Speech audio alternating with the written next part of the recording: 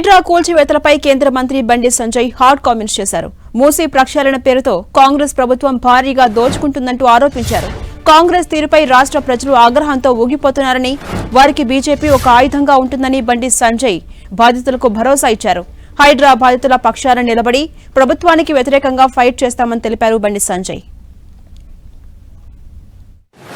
6 గ్యారెంటీల నుంచి ప్రజల దృష్టి మళ్లించాలి, వాళ్ళు పాల్పడుతున్న అవినీతి నుంచి ప్రజల దృష్టి మళ్లించాలి అన్న పేరుతోని హైడ్రాను ఇంకా తీసుకొచ్చే ప్రయత్నం చేస్తున్నారు. ఇప్పుడు హైడ్రా పోతుంది కానీ హైడ్రా విషయంలో ప్రజలు కూడా పూర్తి వ్యతిరేకత వస్తున్నది. ఇలా కాంగ్రెస్ పార్టీ ప్రభుత్వం హైడ్రా విషయంలో ఇలా కొరుతోని తలగొకుండా పరిస్థితి. ఏడుస్తున్నారు జనం. రోజు 2-3 వీడియోలు వస్తున్నాయి.